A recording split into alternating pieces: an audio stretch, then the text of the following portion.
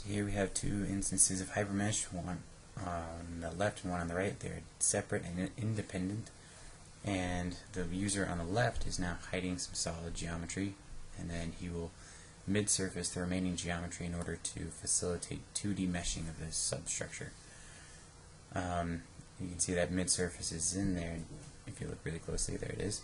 It also appeared in the instance on the right, as did the mesh that the left user just created.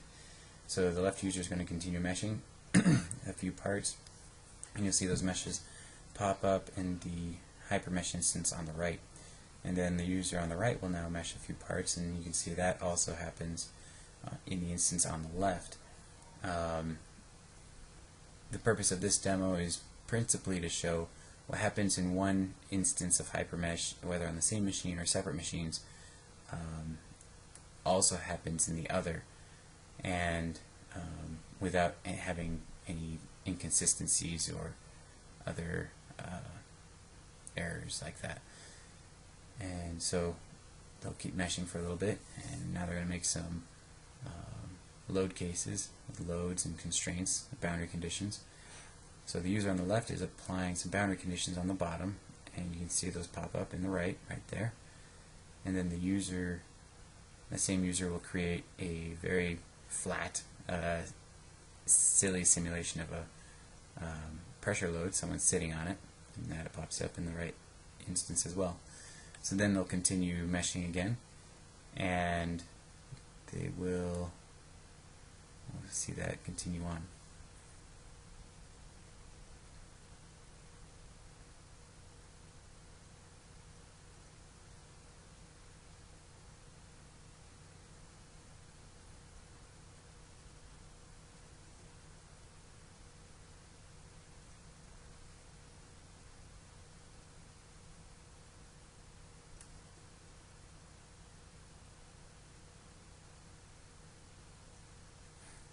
Okay.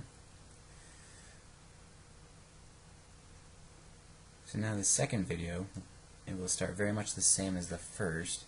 However, the purpose of this one is to show that even though these two instances of HyperMesh are on the same laptop, they're operating on the same model, but they are separate and distinct threads. So the user on the left, again, mid-surfaces in preparation for a 2D mesh, and then the user on the right is going to start right now a very long meshing operation. And then while that's going, typically the user would have to sit and wait and not be able to do anything until that meshing operation is done. However, this is all on my laptop, and I'm using the instance on the left now to continue meshing while the very fine mesh is being created in the instance on the right. And so while I'm still meshing away, and we'll just skip the long part, and so you see that mesh appeared and is now inserted into the instance on the left, as well as the surface meshes that were previously created are now in the instance on the right.